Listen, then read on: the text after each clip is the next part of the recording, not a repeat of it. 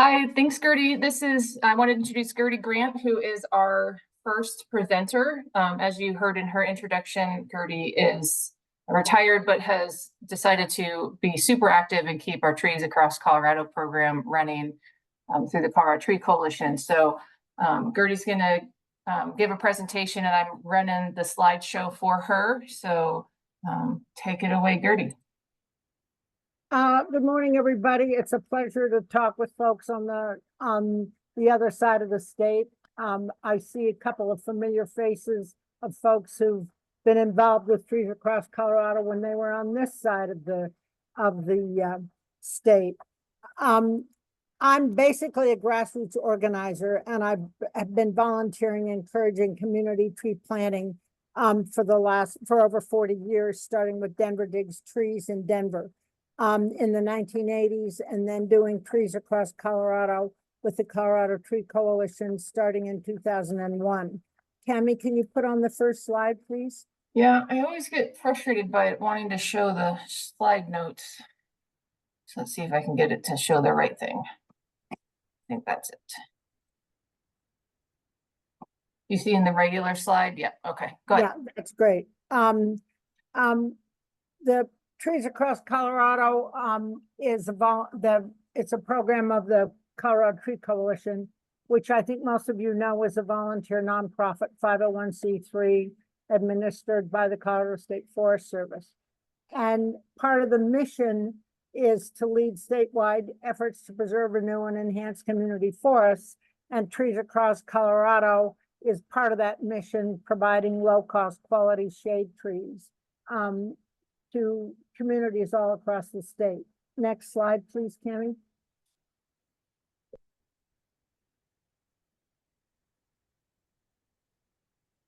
Okay, what Trees Across Colorado does is provide trees in an opportunity for local foresters, HOAs, or community tree huggers to try new kinds of shade and ornamental trees or familiar ones in order to diversify the urban forest. It also gives an opportunity for folks to educate the public and spread the word in the community about the importance of trees, as well as proper planting and maintenance, including existing public and private trees in neighborhoods. It also gives a chance to involve community members in tree planting. And I'm a firm believer that the more sweat equity people put into their own trees, the more likely they are to maintain them. It also gives folks the opportunity to build a constituency for support of public trees.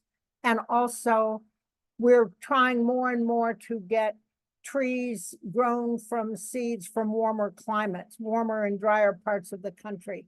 So what we're trying to do is not only provide a diverse trees, but also getting trees that'll withstand the changes that are happening in our climate. Next slide, please, Cami.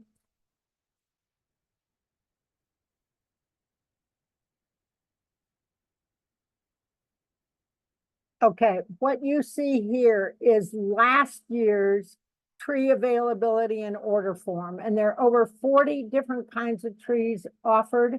If you look at the very top line, you will see a date in red. That's the date that the order form was last updated.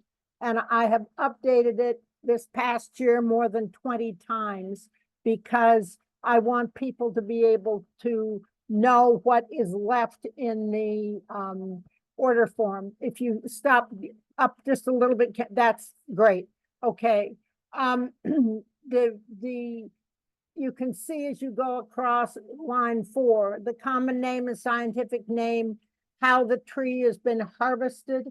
You'll see the light blue, which is, well, most of them are in air-pruned containers, number 7 size.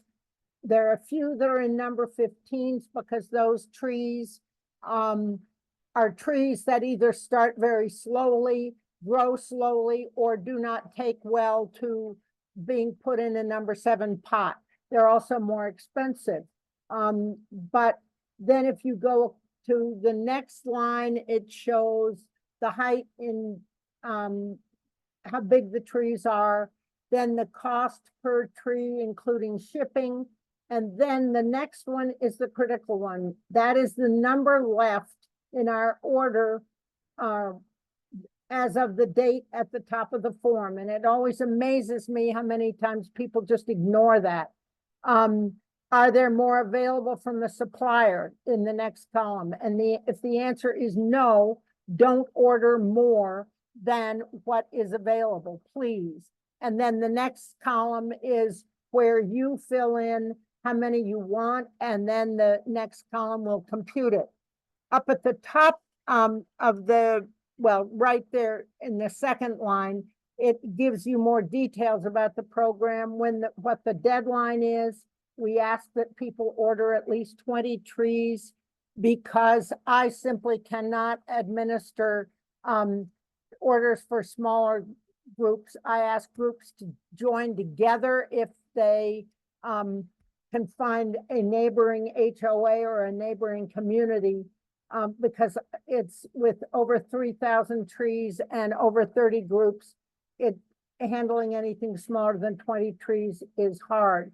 I have made exception for new groups, particularly out on the Eastern Plains, where there are some stalwart settlers out there who have been persistent in getting a small number of trees every year, and they come in and get them from a drop site in Denver.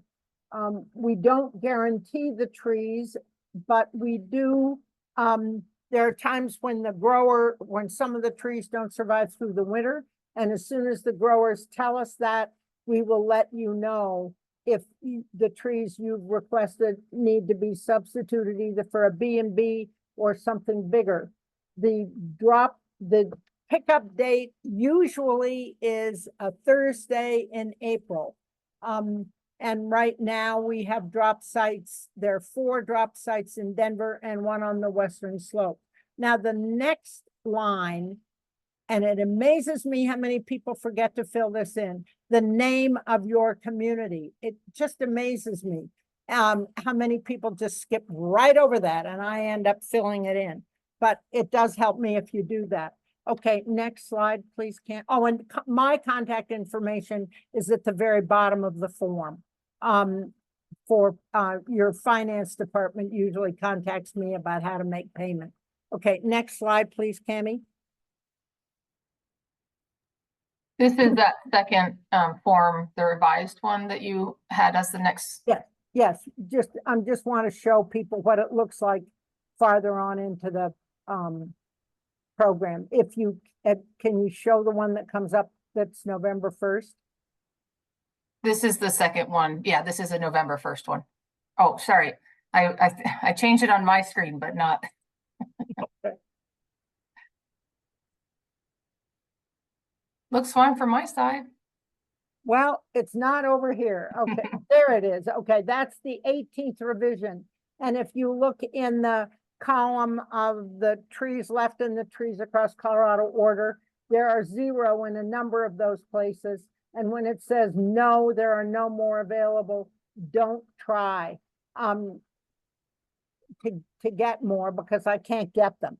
I also try to cross out, put a line, strike through the ones that we're totally out of. Next slide, please, Tammy.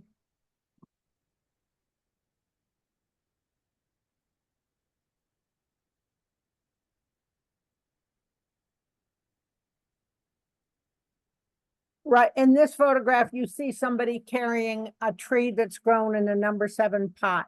We do the number 7s and we do the air prune containers for several reasons. As you can, that's okay. As you can see, they're fairly easy to carry. They're easy for volunteers to handle and community members to handle.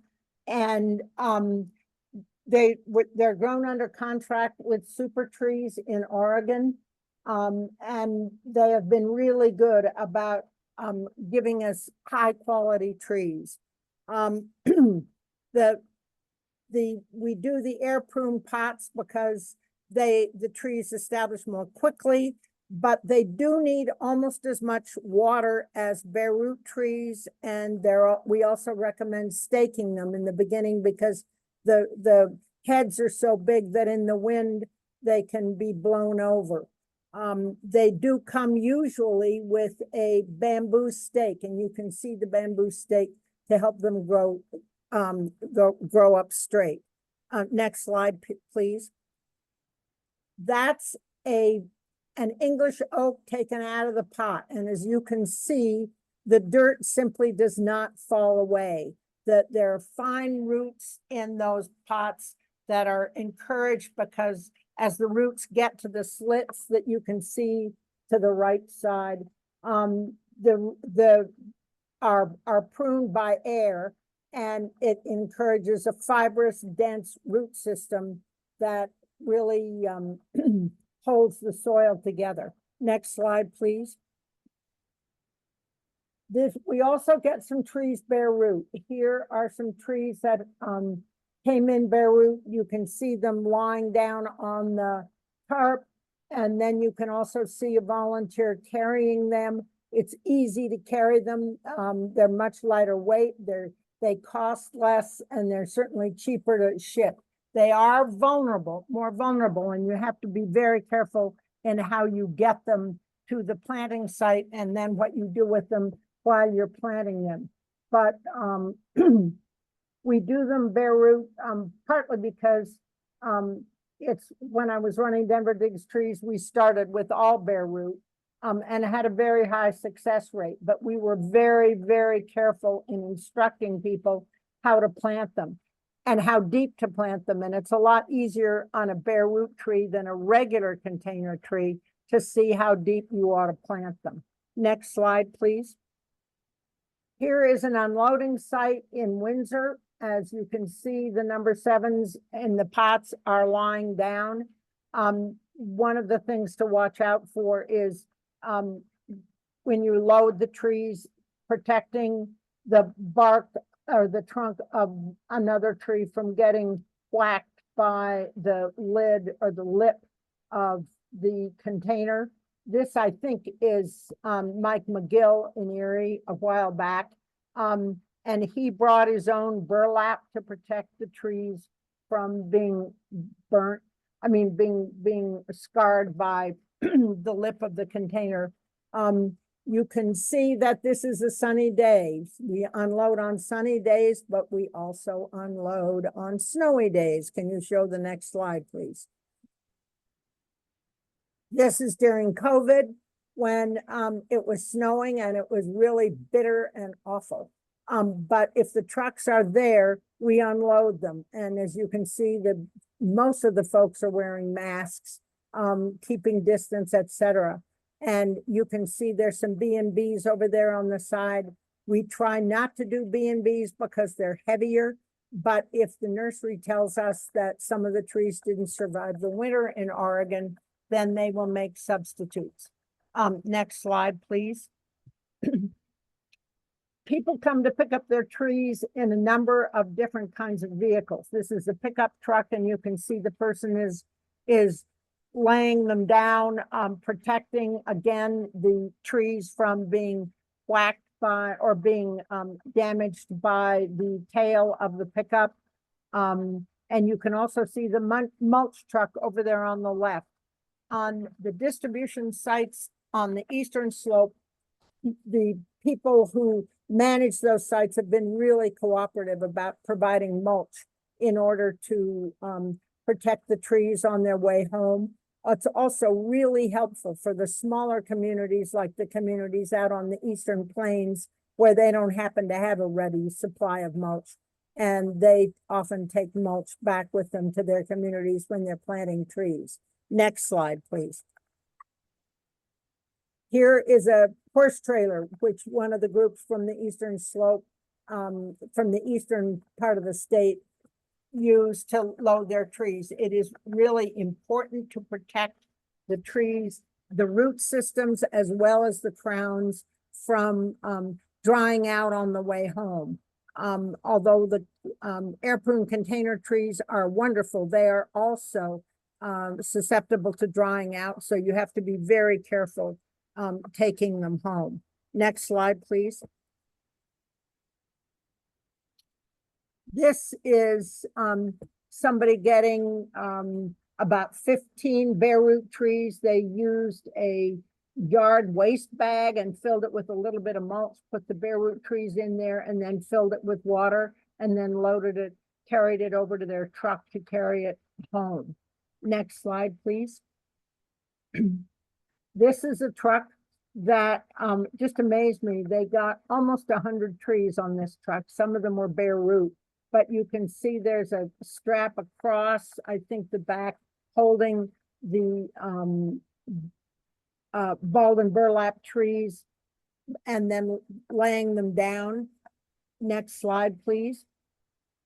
And here's that same truck being with the trees being covered with a wind tarp to protect them on the way home. Next slide, please. And this is the ideal situation. This is Windsor, where Ken Kawamura does a community sale every year. And you can see that the trees, the bare root, as well as the container trees, are being mulched in, then they get watered down. And that's the ideal situation. Most groups can't find an indoor space to do that, but it is really important, particularly, well, it helps the survival of the trees if they're properly handled during storage. If the communities are distributing trees to members of their community, the Colorado Tree Coalition will provide them with a nursery registration. The CTC has to register with the Colorado Department of Agriculture as a nursery, because we are bringing trees in and selling them to groups across the state. But we provide all the paperwork for that, but it does include disclosing to the Colorado Department of Agriculture the address of the site and well, that's about it, and contact information. But the Colorado Tree Coalition does all that work for you, and we just send you the registration by email. From this point on, it's up to the groups that are getting the trees what they're going to do with them. Are they going to have a community sale? Are they going to plant them out in their own nurseries to see, to let them get a little bigger and experiment with new kinds of trees? But I don't have any photographs that show what people have done, because by this time I'm exhausted. So next slide, please, Cami. If you have any questions about trees across Colorado, contact me or David Flagg. There's the contact information. And we also post the information on the CTC website. There are groups on the Western Slope that have participated in this program, both Grand Junction, excuse me, not Grand Junction, Glenwood Springs and Basalt have done this now. Basalt for 3 years, Glenwood for 2, and the truck stops in Glenwood and unloads the trees there.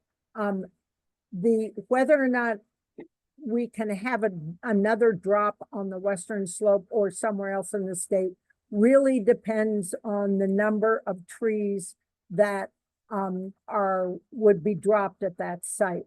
And I encourage those of you on the Western Slope to consider doing this. We are more than accommodating to try and get more people involved in this program, and also and getting their communities involved in tree planting. And thank you. Any questions? So it sounds like people can resell the trees. Once they're paid by the community, there's no restrictions that are put upon what they can or can't do with the trees. That's true. There may be tax implications, and there are some communities that have paid Colorado sales tax on them, but we don't at this point pass any costs on to people. they can sell them. Yeah, they don't have to give them away. I think most of them do charge something. Okay. And there's no limits on who can participate, right? It's No. literally open to any group. Any group, any individual. We've had individuals that have organized, neighbors, and, that's what's happening primarily on the Eastern Plains. There, it's from my perspective, it's just a question of, I don't want to be handling 20 orders for 5 or 6 trees and then 30 more orders from from communities that are getting larger number of trees. And then what's the timeline for right now? I was looking at the CTC website and it looks like when's the 25 season order form opening? Thank you, Cammie. I usually get the final word from the nursery, what they have available early in September, and I put all that together in the tree availability and order form. And I ask that people get their orders finalized in by December 15th. But and then we ask for payment starting the beginning of the year, unless people want to pay it in the previous year. I advise people to act quickly, because within a week of my sending out that tree availability form, more than a third of the trees were already spoken for. There are some groups on the Front Range here that compete to see who can get their order in first. And I've had one guy submit his order at 4:45 in the morning, the day that I sent it out the night before. So, but it can be, I wish I could say that, well, and I do say to some people, you cannot take all of the chinkapins or all of the shumards or all of some of the newer trees, simply because it's not fair to other communities that want to try. Mm-hmm. So for folks in this Forestry Council, I'll send out an email. I'll get it from Gertie, your form, or I'll be part of that mailing list, or we'll make sure that we get this sent out to the folks on the Urban Forestry Council on this side of the state. Great. And the slide that showed this past year's order form, most of those trees will be offered again. And I think the prices will go up a little bit. I'm not sure how much. But we meet with the grower. I forgot to say this. We meet with the grower with Super Trees in January and February, and place the order for 15 months out, because they have to try to find the trees that we want. We are also working with them on even a more long-term project of getting a seed source from Oklahoma. And it's to get trees that can handle drier, warmer climates. Awesome. Allison, you have a question? Not a question, just something to add and to put on people's radar. CTC's community grant application should be opening. My goal is October this year. And we've had several communities apply for those grants, and they put those funds from those grants towards the purchase of trees from Trees Across Colorado. So just to put some ideas in some of your all's heads. Awesome. Thanks. Good point, Allison.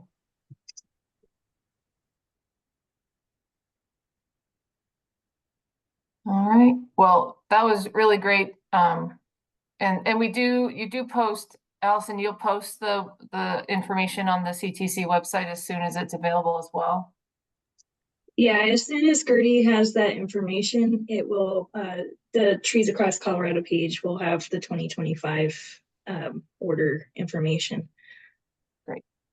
And I urge those of you who get it from the CTC webpage, look up in the top of the thing to see when that form was updated, because it doesn't get updated on the web page nearly as quickly as I revise it, simply because sometimes I revise it once or twice in a day in the very beginning. So if it's more than a couple of days past, email me and I'll send you the current one. Hopefully with Allison and I helping with the website, we can keep on top of that this year. Okay. Hey, Tammy, before we change subjects, I just wanted to say, I know since last 5 years, I think we've had super trees deliver in Grand Junction, and be happy to use Grand Junction with that vendor coming in as a potential drop site. One of the challenges from a municipality standpoint is if you get your budget and nursery stock high enough, purchasing departments like to get involved and require you to get things out to bid, which puts us in a tough space of ordering from vendors that have been part of the bid, unless, you know, we do things kind of try to get really creative in how we bring stuff in, and not tell people, you know, all the details. But just wanted to throw it out there. If there's a smaller community that's, you know, looking for a drop site, I know we have those trucks, you know, either from us or some of the local nurseries bring in from super trees too. So for whatever that's worth. It's worth a lot to me, Rob, because that means more communities will participate. Yeah, we're happy to do that for Thank you. you.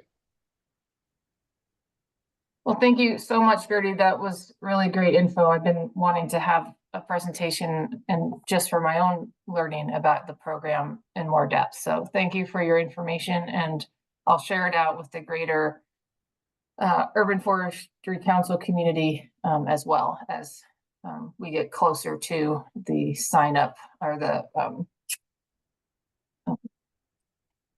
not sign up, but the order form period. All right, so we'll switch over to our next presentation, which is Carl. Carl's a glutton for giving presentations to this group. He offered to give this presentation. I thought it would sound super interesting. So take it away, Carl. Okay, cool. Nice to see everybody. I'm just gonna get my screen shared here.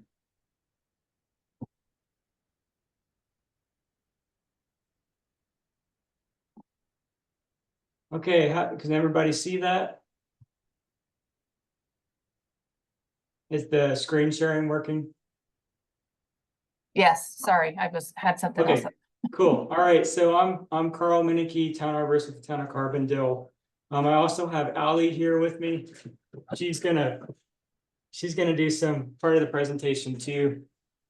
Just to give a brief kind of intro, you know, back when I worked for the BLM 10+ years ago, I was kind of doing wildland fire stuff. So of course, you know, when you're doing that stuff, walk around the forest, you see a lot of fire scars and stuff like that. So that's, you know, how I initially got into dendrochronology, just thought it was interesting. So I had some previous knowledge. Now I'm working in urban forestry for the town of Carbondale, and we started seeing some tree rings. So I call this Curious Explorations of Tree Rings for Trees and Grates. Just disclaimer, we're not CSU scientists, we're you know, municipal workers, but still been really fun just to kind of explore and just kind of, we're also learning ourselves, and you know, it's been fun. So we'll get into it. So what is dendrochronology? Move this little thing here. Okay, so the word has its roots in Greek, as dendro means tree and chronology means the study of time. Dendrochronology examines events through time that are recorded in the tree ring structure or can be dated by tree rings. Trees record any environmental factor that directly or indirectly limits a process that affects growth of ring structure from one season to the next, making them a useful monitor for a variety of events. So, you know, as many of us know, depending on kind of where a tree's growing, if it's a really good site, it can grow really well. So the rings would be really big. If it's in another kind of site, they might be small. And of course, things can happen to it, and that can vary the rings. So that's kind of, you know, what we're looking at. Just a little quote down here. So way back in the 1400s and 1500s, naturalists noticed the annual character of tree rings.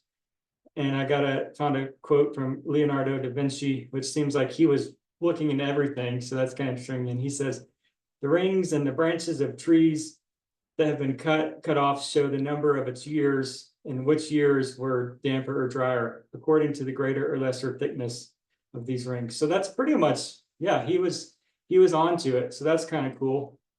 And just over here on the left, this is a cross section from a linden tree that it was a street tree that came down a couple years ago, back when Mike Callis was the head arborist here and I was an assistant. And I just kind of collect these things. And this one's just kind of interesting because you can really see how the decay was going throughout the tree. You can see on the right, there was like an old scar there, and the decay was really going for it. And the tree was, it was trying to compartmentalize it. Obviously we ended up taking this tree out because they're like, wow, that's a lot of decay. And then once we cut through it, you could really see, well, that was a good decision. That one was going to probably come over, but I threw a lot of photos in here just because it's fun to show you guys some photos that I take. Otherwise, some people will be like, cool, whatever. But we're all kind of tree people, so that's fun to show you some photos here.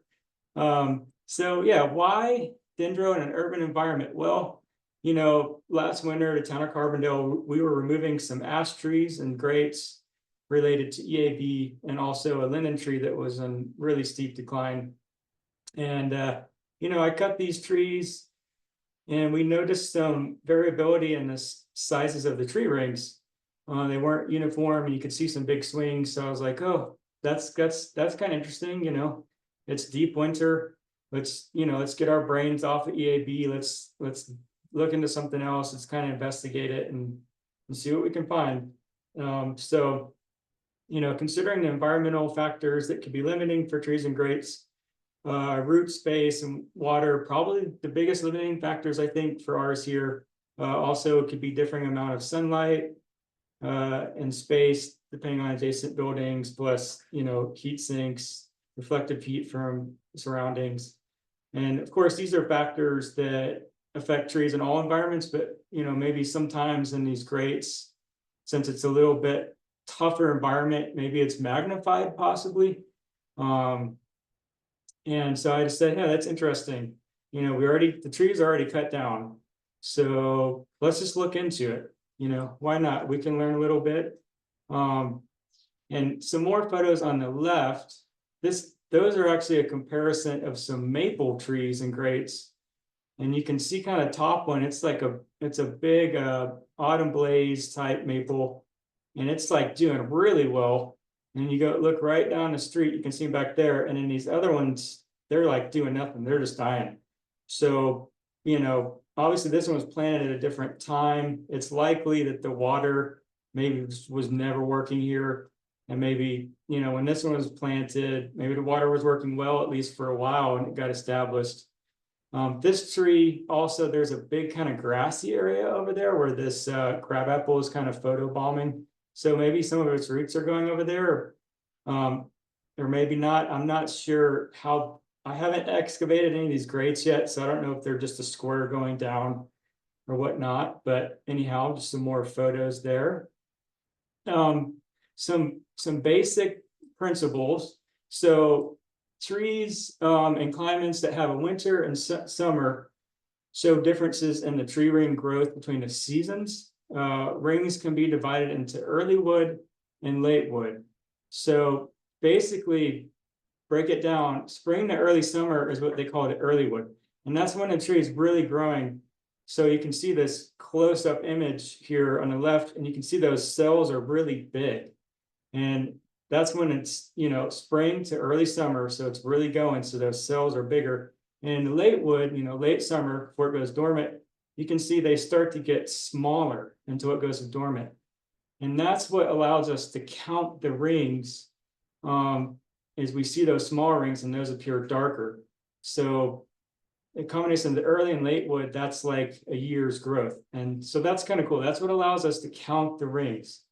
I want to note that looking at trees in a tropical environment, they may not put on annual rings in the same fashion because their season the way the seasons are, they may just keep growing. I've never looked at a tropical tree, but it can be more difficult, to kind of track the rings there. It takes a lot more advanced kind of knowledge about it. And then also, so yeah, we can count the rings, we can measure the size of the rings. And, I'm sure like people that have labs and stuff, you can actually do chemical analysis, of the rings and kind of look back at time and do some cool stuff and get really cool with that. We don't have advanced stuff, so we're just kind of making some basic observations, but of course there's people out there doing some really cool stuff, I'm sure. So here's a picture of the trees that we removed. So most of them are in grates. This one on the left, it wasn't in the grate, but you can see the top EAB was starting to hit it, and it was a smaller tree, so we decided not to treat it. So we took that one out. You have this one in the middle, another ash tree. It was in a little grate, not doing too well, and it was really close to the power line. So we decided, okay, we're gonna not treat that. We're gonna remove that one. If you look on the right, you have an ash tree. It was also getting affected by the EAB and the lilac borer. So remove that one, and then you kind of behind the stop sign, there's a little sad linden. You can't quite see, but it's tucked in back there. That thing had been declining for years, just kind of dying back. So we took that one out as well. And thank you to Google Maps Street View for that, because we didn't take pictures before, but that's very helpful. And this is kind of some more information about the location of the trees. I just want to note, as of right now, this sample is from trees that aren't doing well. So it's kind of a biased sample. In reality, as time goes on, we could get an increment board, and we could actually take some samples from trees that are doing better, and we could look at core samples and also do some comparison. But we haven't done that, so we're just kind of looking at trees that we removed. And so now I'm going to turn it over to Allie, and she's going to talk about some of the data. Thank you. Hi. So some of the data we found, so after cutting these trees, we obtained their cross sections, as you can see in the images, and kind of how we got them to be that clear essentially was we got a sander, and starting from sandpaper with the highest grit, we basically sanded them down and then decreased that grit just to make them super clear, so we could be able to see those rings and make the most accurate observations and measurements that we could. And some observations we did see were just boreholes, areas that had some tree rot potentially, and some walled off sections, as you can see in the bottom right photo, as well as just some potential false heartwork, which is essentially just formed from environmental influences, such as getting like hit by a car and such. And we just got those measurements as well. And then we did some measurements just looking at tree growth.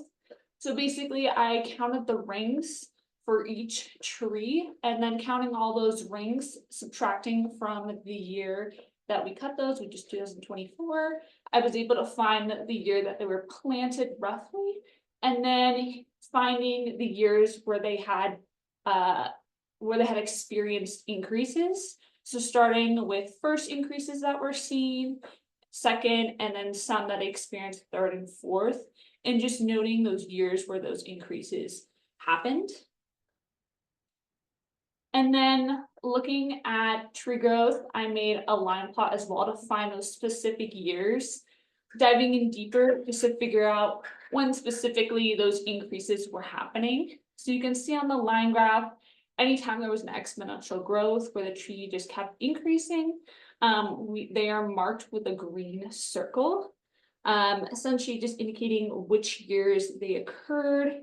and just documenting those increases and then finding out the length of them. So how long did it increase? Was it a very long time? Was it a short time? And most of the time it was pretty short, lasting between 1.5 to 2.5 years. So pretty short areas of increase, which was interesting to find. And then from there, I moved on to looking at skeleton plots, courtesy of Andrew Elcott, A.E. Douglas. He invented this process to help measure tree growth at different rates, and just kind of explaining, explaining kind of the skeleton plot just before we look at it. So starting on the y-axis, it goes from year 0 moving to the right, where we record every 10th year. And each line on that skeleton plot just represents a narrow ring. The longer the line equals the more narrow ring. And if there is a B, it indicates huge rings. So I think the key takeaway is just longer the line, the narrower the ring, contrary to a line plot. And the shorter the line, the bigger the growth. So his goal with the skeleton plot was just to find marker rings, essentially rings that are consistently narrow and are consistent between different trees, essentially being an indicator to seeing kind of what happened that year and being able to establish a good timeline. And another thing to note is that there's more than 4 rings that are narrow. He categorized that as suppression. And you can see on the right, that's him with a ginormous tree, just displaying some of his studies. Okay, so an example of a skeleton plot for one of the trees we looked at. You can see on the left side, starting at 0, which was around 1999, going all the way to 2024. We recorded that trees increases as well as decreases. So you can see in the beginning that line is shorter around 2000, and we see a lot of growth happen then, as well as the following year in 2021, where there was a big ring indicating the B. Then further in 2009, around the 10-year mark, we saw a little bit of a decrease in the size of the tree, so it's shrinking a bit with those rings.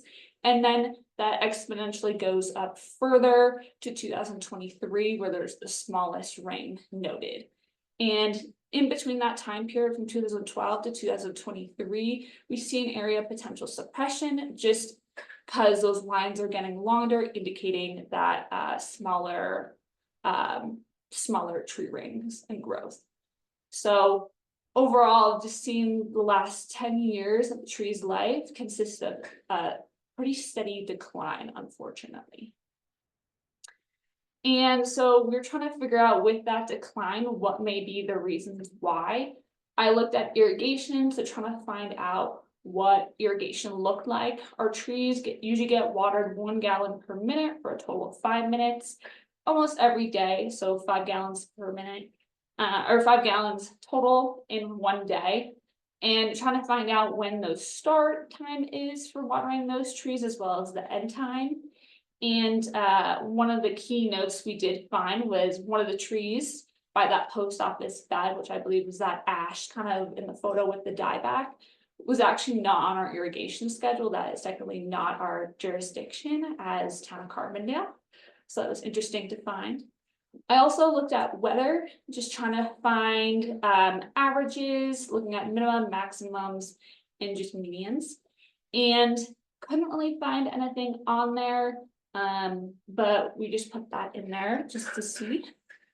And thinking about other possible impact, kind of as Carl mentioned before, with a lot of those trees being located in urban environments, people do use a lot of salt to remove snow off that sidewalk.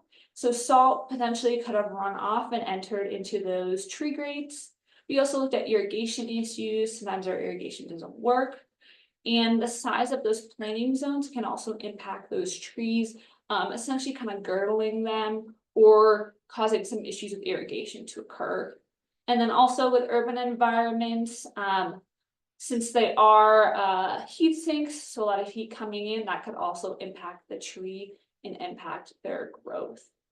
And second to last one would be they're just at a greater risk of damage due to their location and how parking is set up in Carbondale. A lot of those trees are very close to where people park, so essentially people are either backing into them. Oh, or yeah, we've swiping seen it happen. them. Yeah, We've we've definitely seen seen it. it happen in real time.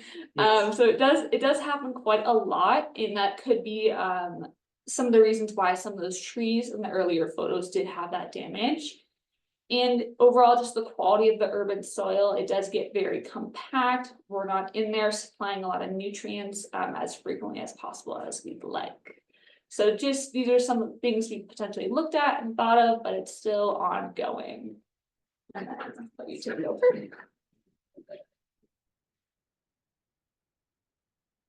Cool. Thank you, Allie. Allie has done so much work on this. It's been great.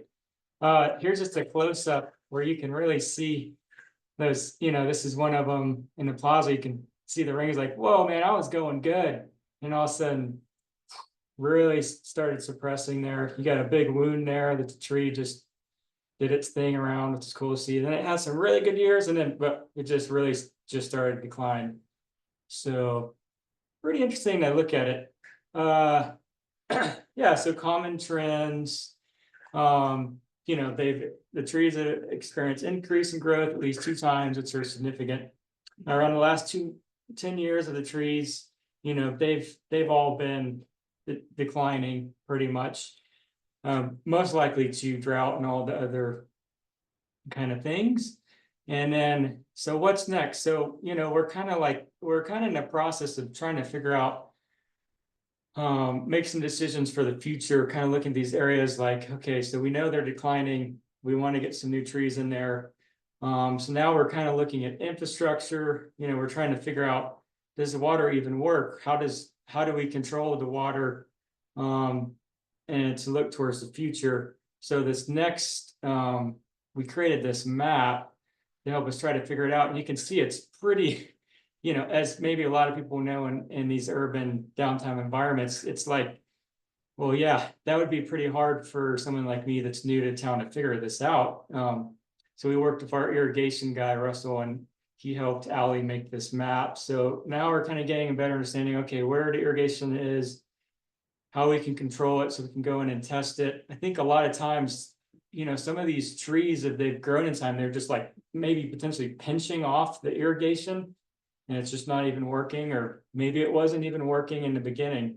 I wasn't here, I'm not sure, but we're just kind of starting to decode this, which has been interesting. So yeah, we'll look into that, investigating it. And we'll see where we get in the future, but this data has helped us. It's interesting. As we remove more trees, we can get some more data. We can also add in some coring from some of the better, healthier trees and see how those look. So just to throw in some other fun photos, because I take photos and it's fun to share them. So this is some mulch rings that I did, and I don't know if anyone's tried this, but I use a lot of cardboard and flower beds as kind of temporary weed barrier. And so this is a little crabapple by the roundabout that was getting some weed eater damage.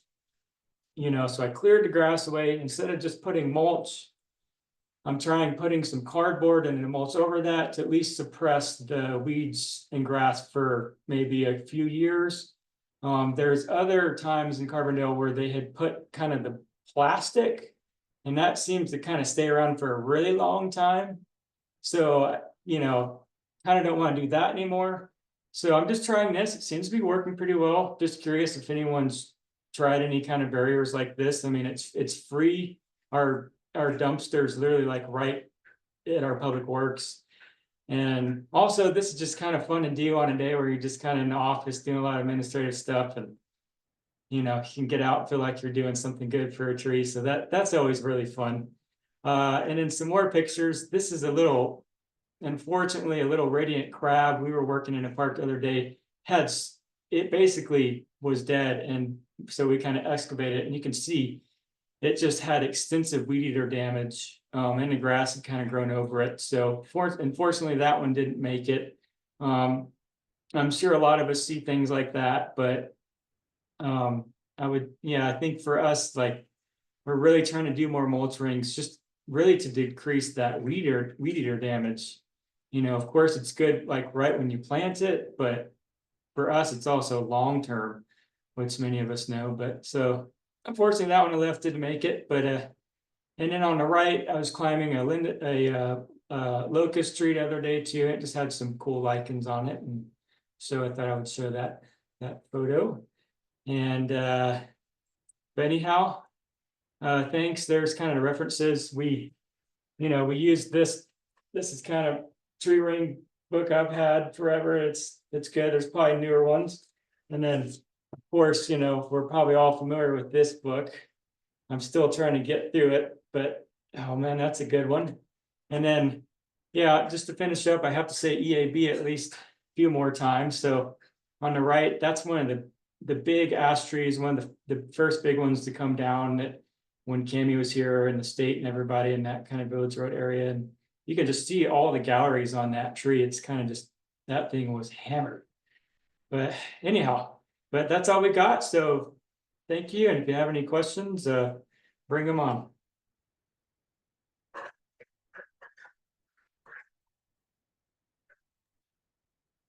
That was great, Carl and Allie. Thanks for all that research. So did you find that there was any particular species that was doing worse in the tree grates than other species? I don't know if we can say that much yet. Okay. Because we have, there are some ash trees and linden trees that are doing better. So I think it would be interesting to do some core samples and see how their rings look and see if they're showing kind of that last 10 years of decline. So we can't say exactly. I will say that the linden trees in general, since they're kind of more bushy, if they don't start getting height on them, they haven't worked well for us in the tree grates here, just because they're kind of more bushy. So I think in the future, I would probably, because we have some locust trees too, and their form's kind of more like this. So I think when we start looking at replacing, we're going to look at trees that have more of that kind of a form versus the bushy, because we're pretty tight. Yeah, that makes sense. But I don't know if we can conclusively say a ton other than just fun observations, but that's okay. It's a good topic that we haven't talked about. So yeah, I'm impressed by all the data and graphs and charts that you and Allie put together. That was very impressive. Hey Carl, when did you first find EAB there? So it was last June is when we found it. Yep. Do you suspect probably somebody bringing in some firewood? I'm pretty sure, like right there, I have two theories. Well, the Village Road area where we first officially identified it, there's some condos there, and it's possible that someone came probably from the Front Range with some firewood that was infested and it came there. But it's also possible there was 3 or 4 trees next to the post office that were just stone dead. And also someone could have brought some material there, maybe, maybe they parked next, because that's kind of close to the Forest Service. So maybe they kind of parked there to go get a map, go get a coffee at Bonfire, and then it emerged there too. Those are the two kind of hot spots that's been radiating from. But really, I mean, that's the theories that I have.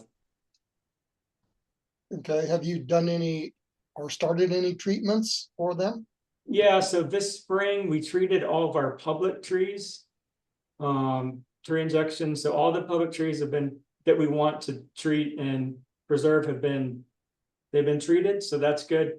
So at this point, last winter we started removing a bunch of them that we're not going to treat, public trees. And then we're just continuing kind of just getting the word out, which is a small town. So a lot of it's just me going and knocking on doors and talking to people, and all the contractors know. And we're just, a lot of it's kind of like that in a small town. And then out in RVR, which is kind of a bigger kind of HOA zone that has a lot of public trees, there's a lot bigger ash trees up there. So that's more of like a longer term kind of phased plan up there. So we're not removing just a ton. So we're going to phase out and replant. Plus, we've already treated the ones we want to keep out there too. Okay. Yeah, so it'll be interesting. Obviously everyone's got a lot of theories. I don't know how long it's going to take to move out of Carbondale, because there's not like naturalized ash trees in between here and Basalt or Glenwood. So it might just kind of creep around here slowly. I mean, we know it was in Carbondale 2 or 3 years before we even discovered it, right? Which is kind of how EAB does. It just kind of creeps around, and then all of a sudden that second or third year, you really start seeing a dieback, and you're like, oh, something's going on. So we'll see it. I don't know how long it'll take to kind of move around. All right, thanks.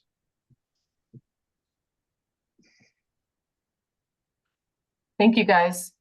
That was a great presentation. I appreciate your time and all your effort on that. Dendrochronology is definitely a cool field of study. Could you type in the chat the books that you were referencing, so if people wanted to look those up, they could? Yeah, sure, of course. Thanks.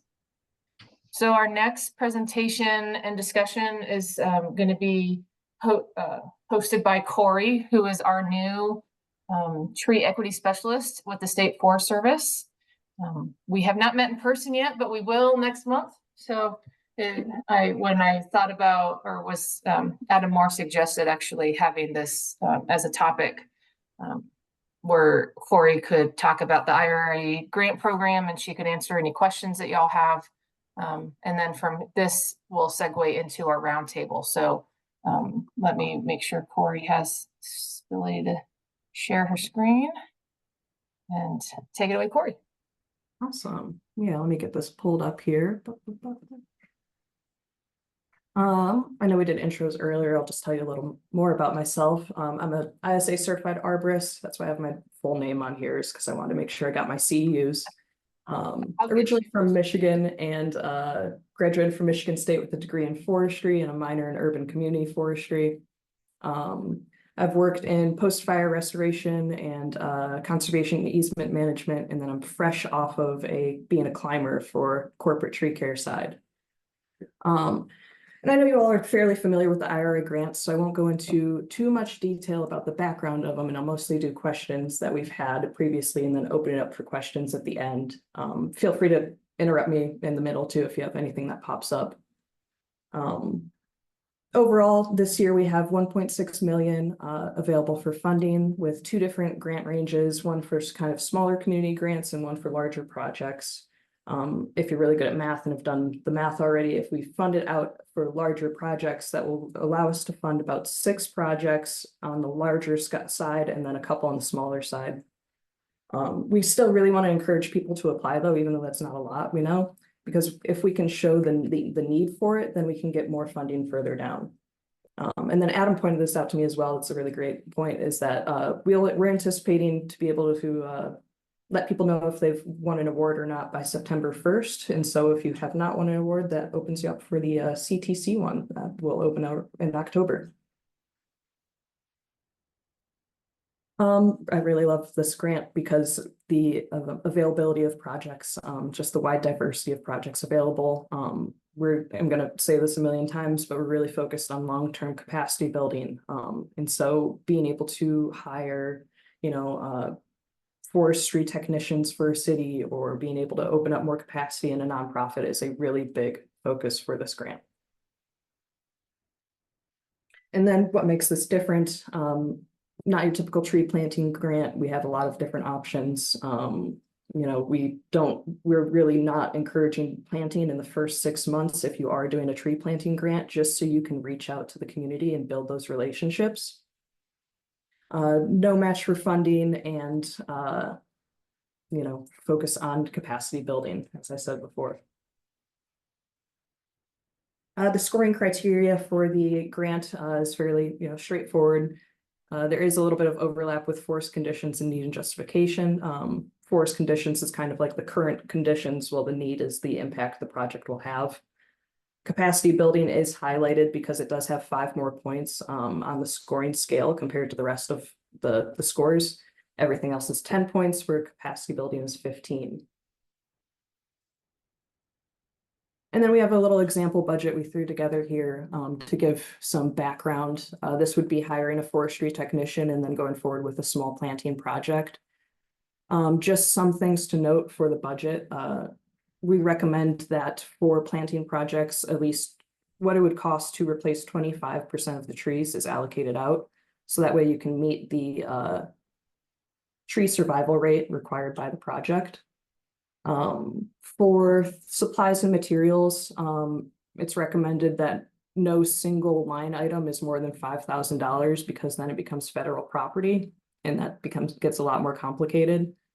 So especially if you're doing things like irrigation, and if it is over $5,000, then you just have to break it out into separate line items. Oh, and then administrative costs are capped at 10% of the project funding. So going into some questions that we've had so far regarding the grant, the main one has been kind of the detail required for the application. Does my budget need to be fully detailed? No, it doesn't. It's just a rough estimate. You don't have to have bids or anything like that. And it can change before the final budget approval. Does my planting project need to be fully detailed? You don't need, the species that are being planted or anything like that. Do I need to name my tree stewards? No, that's kind of the focus of that first 6 months, is being able to build relationships and find your tree stewards. And so details that are really beneficial for this application is kind of, you can boil it down to why is the project needed, and who's this impacting, and who your collaborators are. So, how does this project benefit people in these disproportionately impacted communities? How will this project succeed after the funding has run out, after that 5-year period? Who are you collaborating with, and what's the current status of why this project is needed? One question we've gotten is, can I use this grant for irrigation? Which is yes, but with some caveats. You can use it for tree irrigation, but it can't be used for turf and shrubs. One thing that Cori really loves is meter offsets. So if you're doing a city project and you're planting trees on private property or close to private property, you can offer those residents, $10 on their water bill each month. It's $10 a month, $120 a year. Over the 4-year period would be, $480. And it's a really cheap way to ensure those trees are getting watered, but it makes a huge impact for that resident's water bill. And then, as I stated earlier, supply items can't be more than $5,000 each. You can have it more than $5,000 total, but just the individual ones. What trees will do well here? How can I find guidance for questions like this? As we all know, it's really hard being a tree in Colorado. So, hardier trees, honey locust, Kentucky coffee tree, hackberry, ponderosa pine.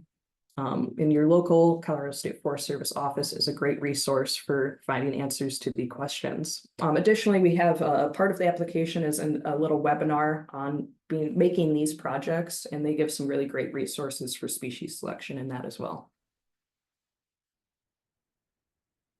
How do I get the neighborhood involved? Existing organizations and structures, going to church groups, or even just standing outside the grocery store if the community is small enough, is a great way to reach people and figure out what they need and what they want for their urban canopy. And then this is an interesting one we've gotten. Do I have to pay my tree stewards year round? Because part of the grant is a recommended $150 a month stipend for your tree stewards if you have a planting project. Year-long pay is recommended, but if you're changing the amount of activity, then the pay can reflect that. So if your tree steward isn't in charge of winter watering and they're not doing as much, they're just going around and kind of checking on the trees, then the pay can reflect that. Do I have to pay all my volunteers? No, but ideally it'll be your lead volunteers or your tree stewards receiving a stipend. I also just wanted to point out too, that we will have additional training for tree stewards, so that way they can make sure that they know what they're looking for healthy trees and what trees may need. Can tree removals and plantings be done on private property? Yes, absolutely. We're focused on the people for this project and not really, you know, what land the project is taking part on. Any work on private property will need signed permission and a liability release. This isn't needed as part of the application, but just so that people are aware. And then, you know, absolutely you can do tree removal under power lines or on top of water and sewer lines on private property, but it's just really important that you show that it's benefiting the person. You know, if you're doing a tree removal on top of a water line and on someone's, you know, back 40, you know, how does that really impact a disproportionately impacted community? Do I need upfront funding for my project? Yes, it is a reimbursement grant, so at least the first couple stages of your project should be funded up front. And then how quickly can funds be reimbursed? After budget, final budget approval and project approval, you know, you can begin to ask for reimbursement funds for, you know, administrative costs and things like that. But it will be a 6-month period before, you know, we really will approve planting costs. And then through the project, reimbursements can be requested every 30 days. We've had some kind of overlap with previous projects. There were 8 cities that were directly funded in 2023 for urban canopy enhancement grants. And so if a project is taking part in one of these 8 cities, you have to be able to show that you're not overlapping on funds. And then next year, we will open it up for organizations that are part of these cities as well. I know for Intermountain region, this isn't as high priority. You know, a lot of them are, it's like projects in Denver where, you know, Denver got what, 5 million in 2023. So we're just waiting a period for that. And then just emphasizing again that the projects have to take part in an identified DI area or directly across the street. And those areas can be identified with the CEJS tool or on Co-Tree View. And I can open up for questions. I'll leave the screen open just for a second because my contact information is on the bottom there. Feel free to reach out for any questions or concerns. Definitely available for it.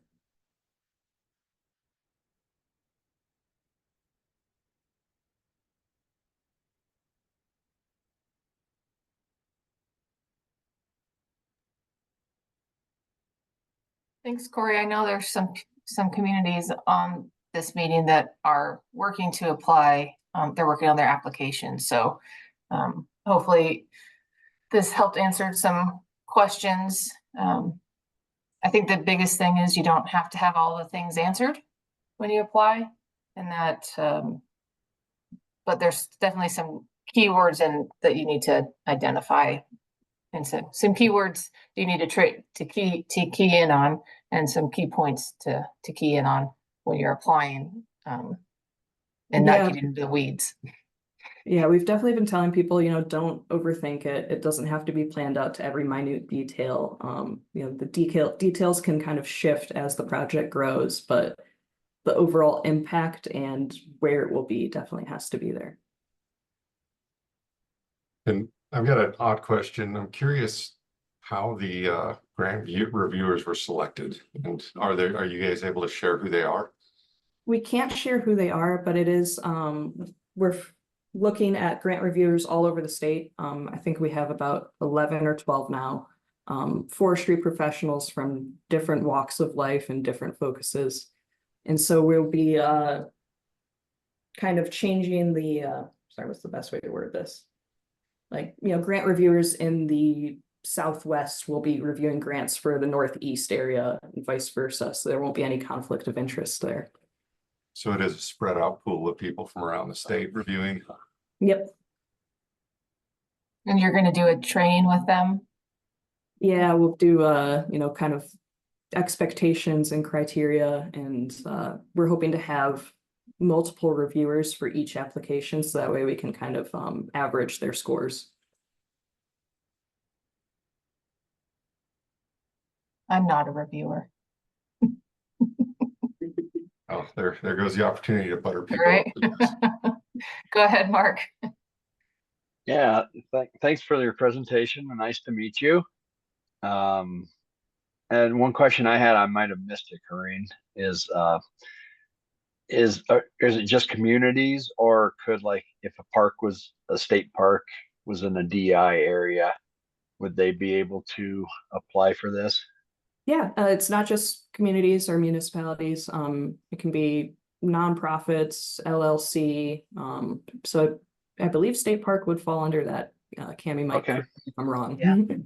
I know that there's been some conversations between like Schweitzer Lake and stuff, but I think Cori, the urban community forestry program lead, she said that with state parks, it really has to show how it's beneficial to the DI community around the park. Sure. Yeah, that would make sense. Great, thanks. Thanks, Mark. Yeah, and I would say, for another example, the Boys and Girls Club of the San Luis Valley is looking at applying for some trees for a couple initiatives. They've just starting the application, but that's a positive step with 2 weeks left. Oh yeah. Yeah, I'm sure they'll be able to get it done in time. You know, it's in Boys and Girls Club is a great example of a group that can apply. It's not a municipality.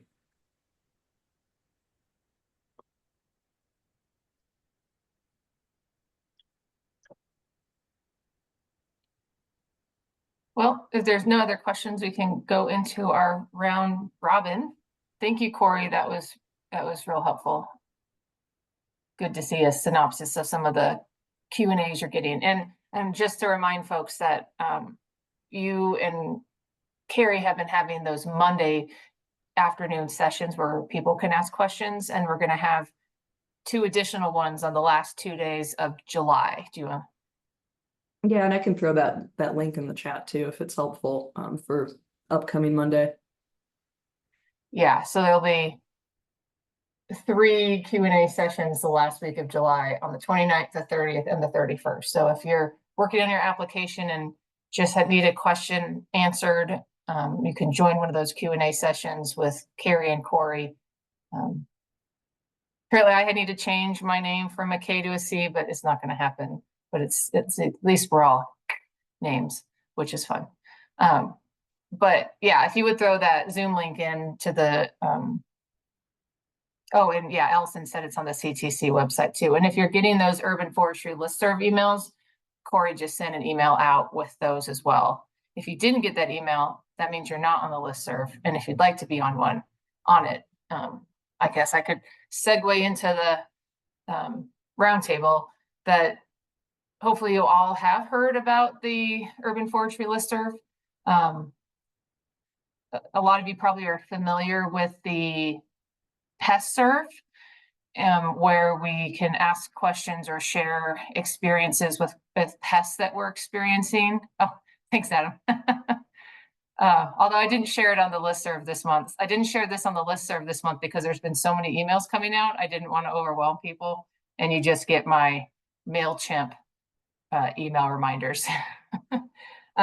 But the listserv is where you can ask questions. Carl asked a great question a couple months ago about planting diagrams, and I think you got some great responses. That was so cool. Yeah, thank you to everybody. Because I was kind of working through that with our planning department, and I was like, man, this is so cool. I got lots of different examples that I can kind of bring in and look at and bring together everyone's ideas and what they're doing. Yeah, thank you. Yeah, thanks for asking that. And I know we've been just kind of sharing a lot of information, but if you ever have questions that you want to pose, that's what it's for. And if you're not on the listserv, I'll throw the link in the chat box. Also, if you haven't noticed, in the email I sent out for the urban community forestry, the MailChimp emails that I've been sending out, Adam Moore out of the Alamosa office and I have been brainstorming on our next meeting, which will be in person. If you remember last year, our in-person one was here in Grand Junction. And so I put together a questionnaire asking, one, where people are willing to travel to for the meeting. There's 3 options and then another. So the options for location is Leadville, Montrose, and Alamosa, and then another option where you can write it in the open text box. And then any requests for topics. So I'm going to throw that in the chat box too, just as a prod. Really want your feedback because we need to make a decision soon on where we're going to host the in-person. It usually runs from like 8:30 to 3:30. You'll get 6-ish CEUs. The cost is usually around $25 to $30 and includes lunch. So I'll throw that in the chat. I'll throw the listserv and the survey links in the chat box. But those are the 2 things I wanted to make sure I spoke about today during the round robin. So I'll just kind of open it up. I did want Neil and Aaron to talk about the champion trees. We're working on updating the spreadsheet to get that all the updated information on the champion trees around the state in co-tree view. So that is in progress work happening. But yeah, if Neil and Aaron would talk about the program and what you guys are working on, that'd be awesome. Yeah, so I've just been working with Neil the past couple months or so, figuring out which trees we would like to propagate and get into production. So working with our nursery, they kind of gave us a list back of some of the trees we were looking at, when to collect them, whether we should collect seed or by bud, or we can collect by cutting. So we started on the 1st of this month, it was early this month, grabbed a handful of species, some Japanese pagoda, black cherry, and a couple species of elm. And we sent those back to our nursery, and I will be going out to Oregon mid next month to take a look at those to see if they start taking. Cool. So really excited to see how those go. And this is a new terrain for me, so I'm really excited to get some hands-on time with our nursery and kind of see what that whole process looks like.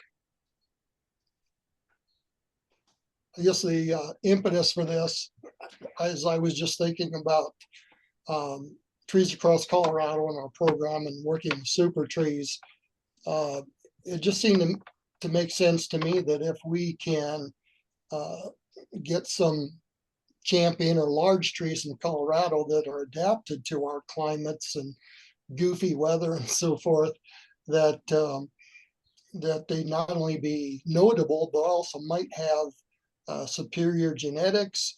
And of course, some of them are 80 to 100 years old as well and have withstood the various weather patterns and climate changes and so forth that we've experienced over a long period of time, that it just might make sense to see if we can get some of those trees in production and be able to hopefully get out more trees that are more adaptable to our area and our types of climates. What tree species were they again? What champ trees? So the 4 that we did in early July was the Japanese pagoda, black cherry, I believe it was the lacebark elm that we grabbed, and then also the wych elm, which was historically significant. That's planted in City Park here in Denver, planted in 1916, I believe, and it was actually planted from a cutting that was taken over Shakespeare's grave in England. I forget exactly where exactly it was. So also looking at superior genetics, but also just historically significant trees is really cool to potentially be able to put some of those in production as well.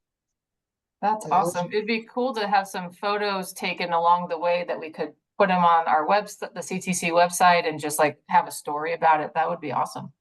Absolutely. Yeah, I didn't take too many photos. Neil might have taken a few, but I'll definitely keep that in mind as we plan for more collection later this year, later into the summer, into the fall, and we can share those along with some stories and just some information about that. I think that'd be so cool. Yeah, those were actually English elms. Oh, English, yeah.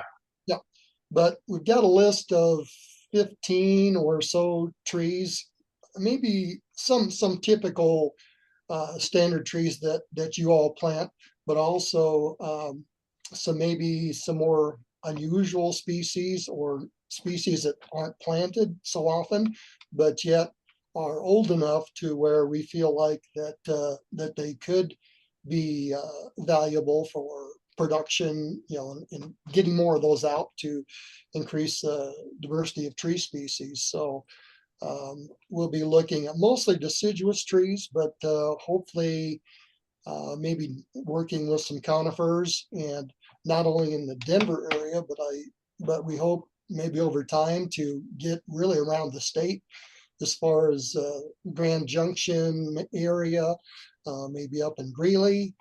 The state champ lacebark elm is in southeast part of the state. So there's a lot of obviously big, large champion notable trees around the state. So we just started here because I live here, so in Denver, and it just seemed easy. But not only in parks, but also a number of champ trees in cemeteries and school grounds, and some private trees as well, if we can, get the permission from the owners to be able to do it. Typically, when we took the cuttings, they were maybe 2 to 3 feet long on the tips of the branches, maybe 10 or 15 samples from each tree, give or take. And so it's not like we're hacking on the tree to really knock it back. So it's not very invasive. And but we're hoping for these cuttings or buddings, and as we potentially collect seeds to really get this program off the ground and see what we can do. That's awesome. Thanks to you both. I'm excited to hear how the cuttings do. Yeah, absolutely. Who else would like to share? Gertie. I think when we met with Brant and some other folks from Super Trees in January, David Borscheit leapt up onto the garage roof in the house next door to me and took some cuttings from a Japanese pagoda tree that I have in my backyard. And I'll be interested to see if those took. If they didn't, I know the seeds take, because the squirrels do a wonderful job of spreading Japanese pagoda babies all over the backyard next door. I'll make sure to touch base with Dave and Brant on that for you, Gertie, and see how those are doing. Okay, thanks, Aaron. So you have a champion tree in your backyard, Gertie? Me? Yeah. I don't think so. I think It was just a pagoda. Okay. that We can grow pagodas over here. We've got some great ones downtown, right, Rob? Yeah, and they're great trees. I think they're really interesting. Yeah, Rob, that new species of oak that you found earlier this year, that just sounds really intriguing. Yeah, we've been, for the last few years, we've been trying to collect seeds from unique trees, and we get them to Scott Skogerbo, and he's been propagating. We try to push a lot of those out through our Arbor Day seedling programs that we have. Just, it's nice to have a story behind them. I know we propagated the state champion mimosa, and some of those things that are just fun to have for an Arbor Day celebration. That's not just, here's a random tree. It's, this is Grand Junction's champion mimosa tree seedling. And the story behind the tree often carries more interest and more weight that people are interested in getting into. But we've sent those as a live oak that we're hoping to collect seed from to see if we could, I found there's another in Fruita. I don't know if you guys know Kent and Seth, but he had kind of keyed me in on another one of those oddball live oaks living here in Fruita as well. Soapberry, what's the one, Cammy? It's totally drawn a blank now. The really nice one in Lincoln Park that's in your front yard. Where is it at in Lincoln Park? The one in your front yard. Oh, Okay. the yellow horn. Is that Yeah, yellow horn. Just trying to find those unique kind of oddball trees that seem to like, it was 105 here most of the weekend, last weekend. So it's, 9 inches of precip but we are zone 7. So there is a palm tree in downtown Grand Junction that's been there for years. So we are the banana belt of Colorado or the gateway to the desert, one of the two. I'm not sure, a little bit of both probably. But yeah, I really like the idea of finding those species that have, for whatever reason have adapted here, and trying to capture those genetics and bringing those into trees we can plant more of in the community. Yeah, I'm glad you brought up the mimosa tree. There's someone in my neighborhood with one and it's blooming. And I've been meaning to go check out the state champion to get a picture of it when it's blooming. So I can do that today, see if it's still blooming. Especially when you find state champions that are far from loved where they're growing, like the mimosa. It is not a baby tree where it's at. So Yeah, good. last time I was out there, Rob, you showed it to us and it was in full bloom and it was amazing. I think I do have some pictures of that somewhere. I took a street Good. image of it. I don't know if it will let me share it in the chat. Probably not a picture, but there's a street image view of it. I go down to Albuquerque semi-regularly because I have a relative down there. And I'm always looking at their tree species. Granted, most are completely unapplicable to the San Luis Valley, but I think there's definitely some trees to learn about for some other parts of Colorado, including like Grand Junction. So here's that. So you can see, can you see that? The mimosa screenshot? That was just shout out to Google Maps. Yeah, and I would agree with that. We tend to look south quite a bit when we're thinking about new trees. That I don't know if you guys have. I'm sure most of you are familiar with that Gila monster gamble oak that Skogerbo's propagated. That's off of the parent plants on the New Mexico border, almost in Arizona, and it's got a lows in the negative teens and like 11 inches of natural precip, and it's just this big single stem. It almost is like a burr gamble hybrid.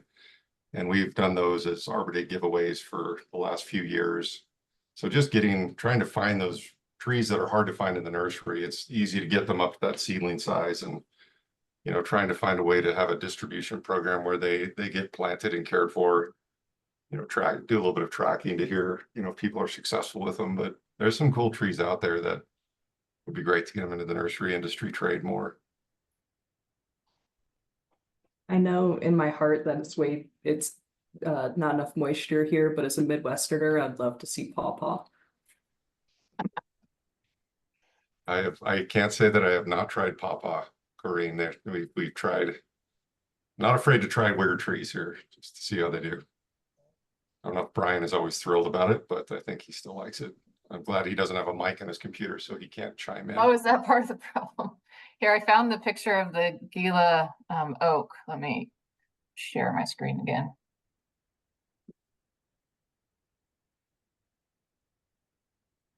That's Wow. crazy.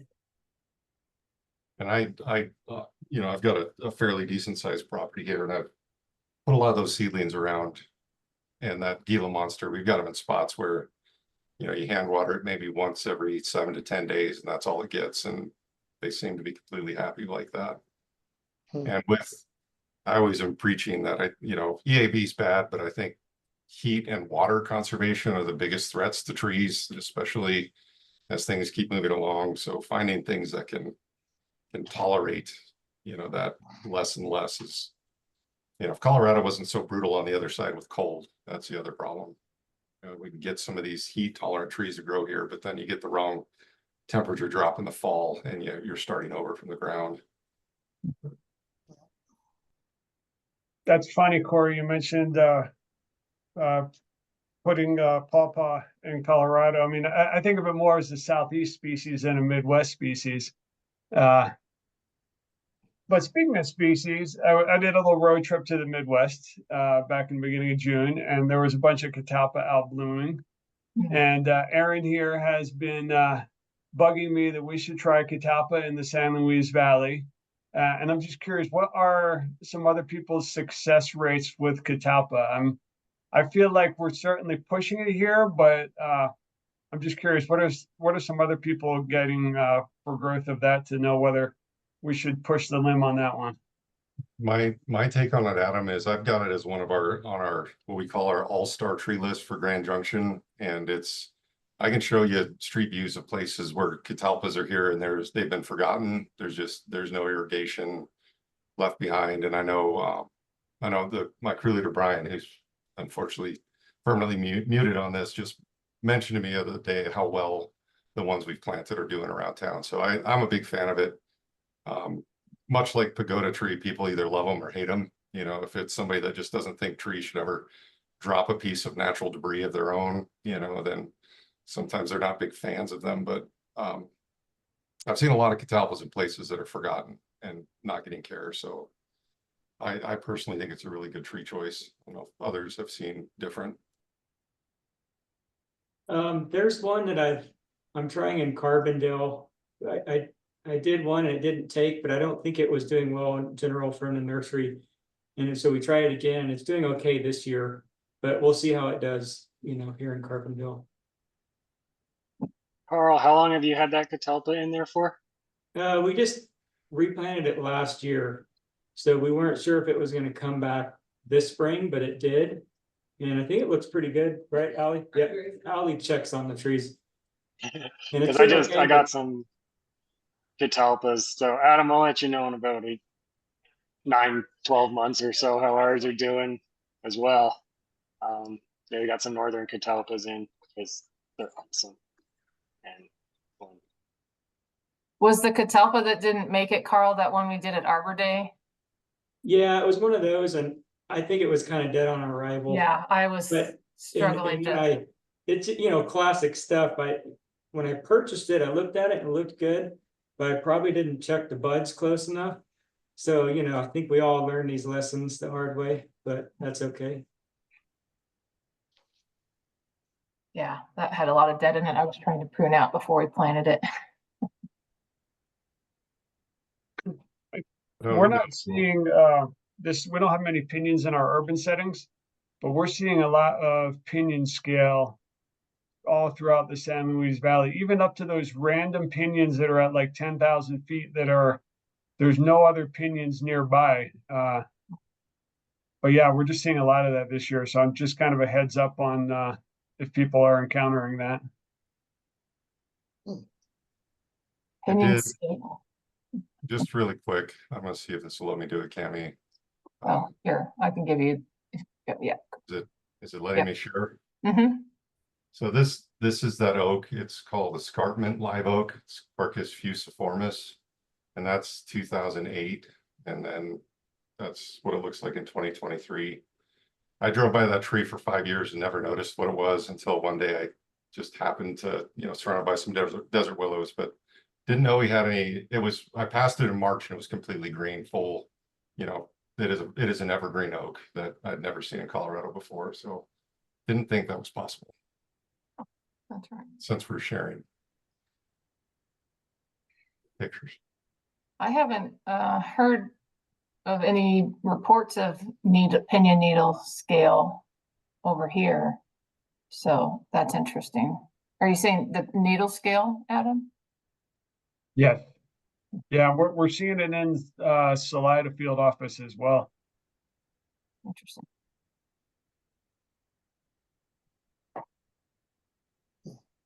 I have one other question for people. I didn't put this on the listserv because of contractors that are on there, but the town of Monte Vista, private companies are on there. I don't want to get their hopes up. But the town of Monte Vista got one of the big IRA grants, and they're looking at moving forwards with the tree inventory that they need to do. So if anybody has any scopes of works for putting the RFPs out, I'd be interested in getting them to share with Monte Vista.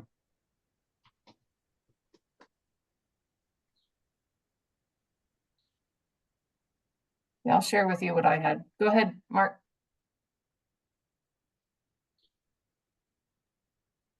speaking of the town of Monte Vista, I was kind of volunteered to be on the tree board there.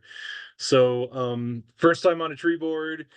And like I said previously, I'm not currently doing a ton of urban forestry activities recently. Luckily, I have a very great resource in my office here, Adam, that I can rely on for some of that. And also my coworker, Sam, who's another forester. He's on the Del Norte tree board. So luckily, I have some good resources inter-office, but I was just going to throw it out to the group, as somebody who is new to a tree board, if there are any, more experienced tree board members out there, if there is just some general information or, whatever words of wisdom could be offered, maybe some do's and don'ts or whatever to a new tree board member, that would be greatly appreciated.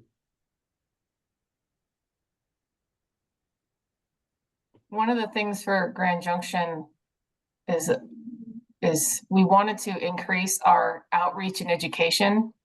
And we only really held Arbor Day, once a year. So I was thinking about what we could do to engage with the public more. And I don't know if Monte Vista has like a farmer's market or anything like that, like a weekly or monthly event. But last year we signed up to have a booth at the farmer's market that's weekly from July to September.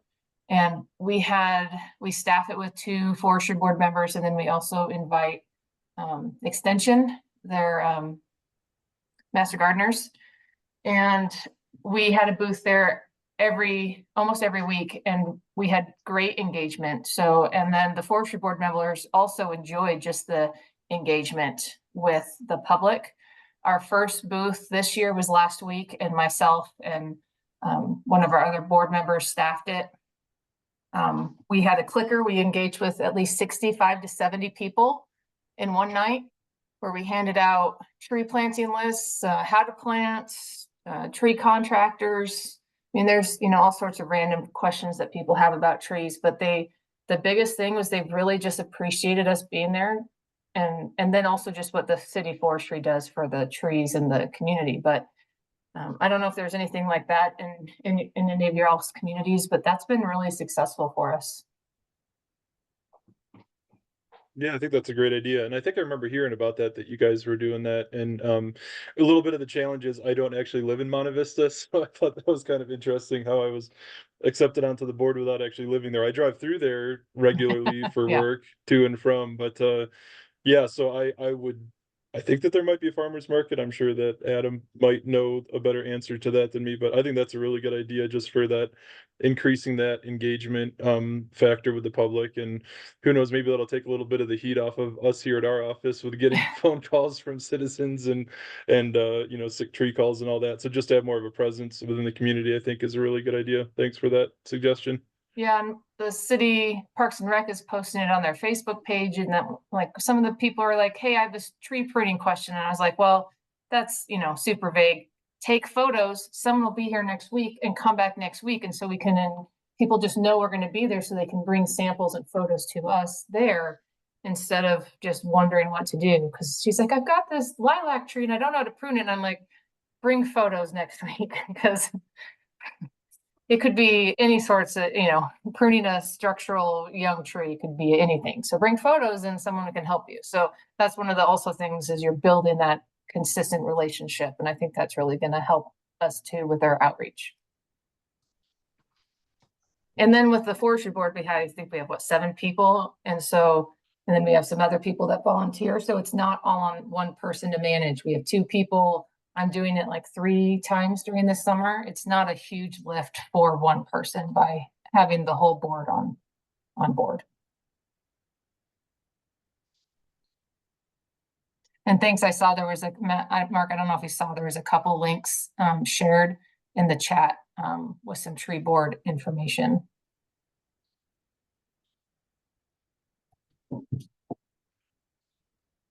Yeah, Maddie, sorry. Yeah, sorry. I had a question kind of for Carl, and then I guess you guys in Grand Junction, because I was down there the other day, and your downtown Arboretum is just phenomenal and awesome and the coolest thing ever.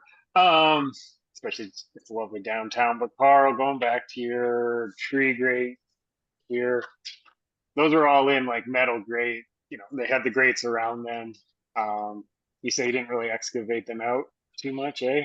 No, we haven't started excavating yet to see like, how they look. Obviously, I know there's lots of better types of infrastructure that you can do now, give them more root space and stuff like that, and even kind of connect adjacent trees and stuff like that. So that's kind of our next step is going, well, we need to kind of look at the underground utilities in those areas and even see how much more room we could give some of them. And looking into that, so that'll be interesting kind of next steps. But yeah, we're going to be trying to figure out the irrigation, where is it working, where is it not? It's obvious some of the trees it's probably not working, but and I talked to some people, and you guys probably have a lot of good background on this stuff too, but some people say, well, if you can get the tree water for at least 3 years, get it established, it'll be okay. And because you can also water it too much in a tree grate. So, I'm still in the information gathering to kind of figure out what direction we want to go and where we want to put our money versus just kind of like, oh, let's just throw another tree in and watch it die. It's like, no, I don't want to do that. Yeah. Yeah, that's we're at a pretty kind of even aged, very same species everywhere, all in their 3 grades. Some of them getting too big, and just, making a better plan for the future. I know I was talking to David Kuhn, Aspen's got Silvacells in a lot of their new stuff. But then like Rob and you guys in Grand Junction, like you've got that mixture of like raised beds, open beds, sort of street level, and then like the those round grates as well. I think there's a really lovely ginkgo in one of those round ones. What do you guys kind of plan with, like, you're still metal graded street sidewalk with flat trees sort of things? So in my opinion, and I know Brian would echo this if he could, if I can eliminate a metal grade, I will.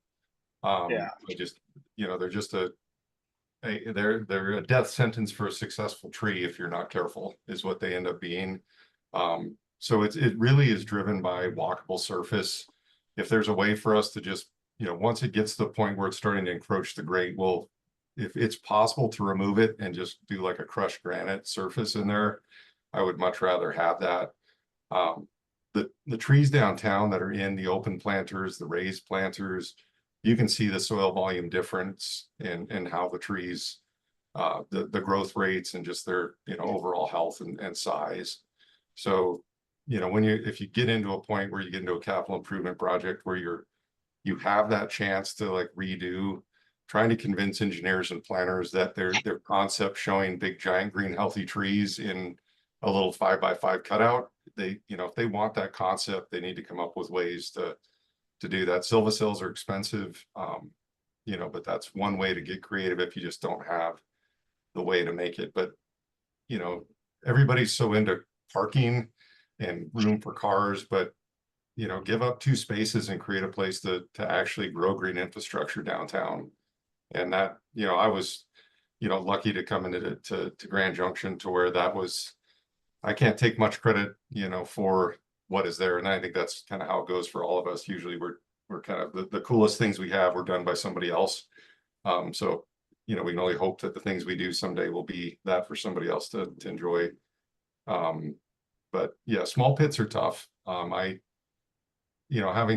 time working in Denver and dealing with the central business district there, we've got a what we call our preferred plant list that is used by our planning department for development. And I know one of the columns on there are what we call parking lot approved trees. And that, so when a development's doing a parking lot and they're supposed to design their landscape to only use, stay away from the lindens and the parking lots and the maples, and you've got honey locust and coffee trees and hackberries and this, everybody here hates. I always fantasize about changing the name of elm to a different common name because people just have such a bad association with elms. But there's a lot of really tough hybrid elms out there that I've seen in places where they should not live. I tell people trees don't always do what they're supposed to do. and you'll find those ones that's like, you're like, oh, trees need soil volume and they need water, and then you'll come across this elm that's growing in the worst place ever, and it just shouldn't work. So I think it's really species are key if you're sticking them in limited soil volume areas. But our downtown, that arboretum was funded by the Colorado Tree Coalition grant last year, and it really was a really cool mix of diverse species downtown. But they're, you know, people wouldn't even know that it was there without that arboretum, because a lot of people just walk by a tree as a tree.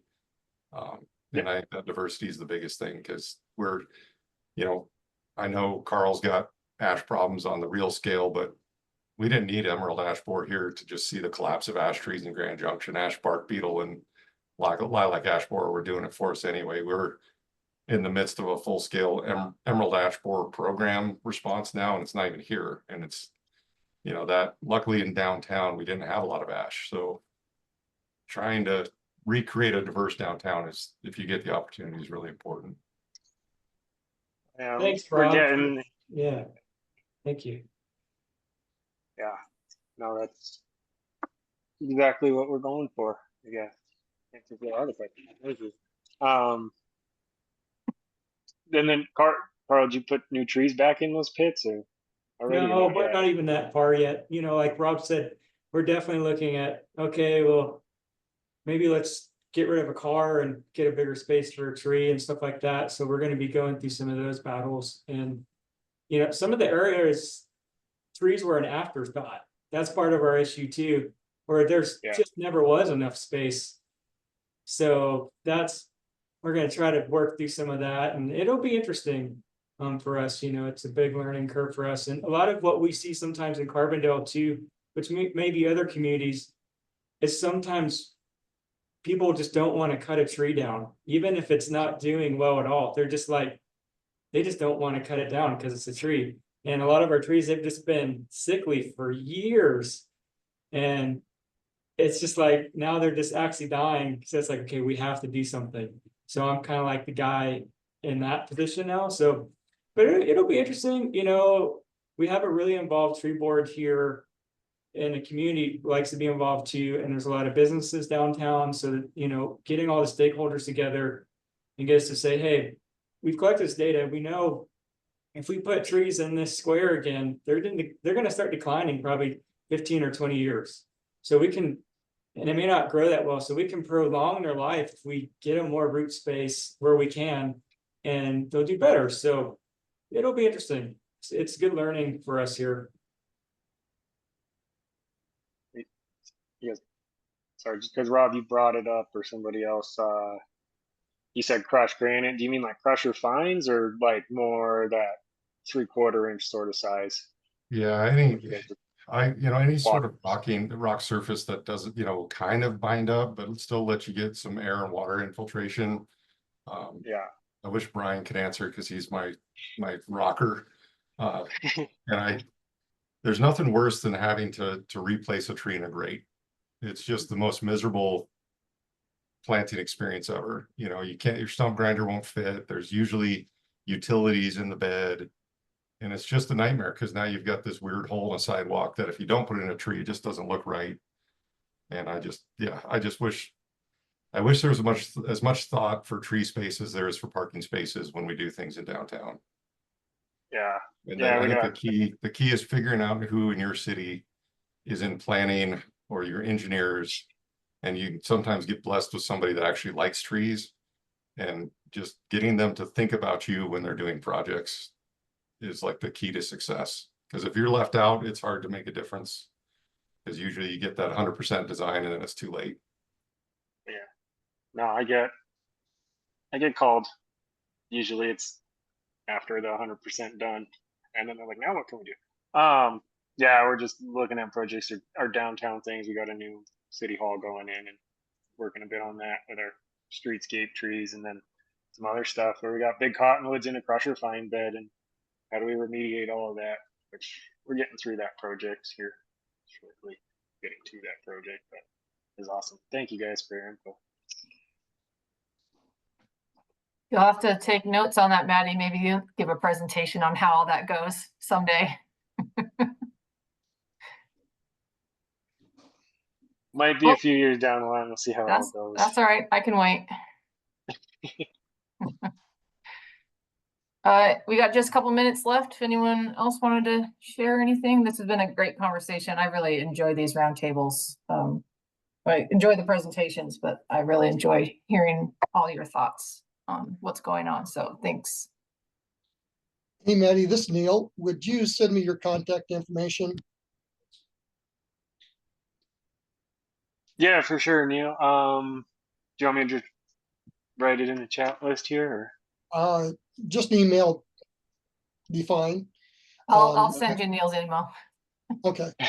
And the other thing, I'm doing a champion tree walk here in Denver at South High, Washington Park, and Cheeseman Park. And we've got, I think, about 20 people or so, Allison. Yeah, we got 20 people and room for more. So if somebody is just Put that in hankering the to chat visit box. Denver. Will you put that in the chat box, Allison? Yeah, I can definitely add a link to the info on that. So we'll be not just talking about this tree or that big tree, but connecting a lot of history with it, which for me, like you said, Rob, really makes it more interesting. And so it'll be interesting to see how this first one goes. Yeah. I guess another opportunity to, I know it's hard for y'all up in the mountains and on the western slope, but if you do get to Denver, next month we are hosting a drunken botanical name spelling bee at Wood Splash Brewing Company in Denver. And it's a cool establishment. They got a reclaimed Coast Redwood bar top. So kind of a neat little place. But you could put a team together and test your skills at spelling botanical names. And it's a fundraiser for CTC. So that's awesome. Yeah, I'm also looking for in-kind donations for raffle prizes. So I know some of you are woodworkers, so that would be something of interest. If you're interested in donating something to CTC, I would really appreciate it. And I'll put a link to both of those in the. Allison, has traffic gotten better over around Denver in the last 5 years? No, sorry, Rob.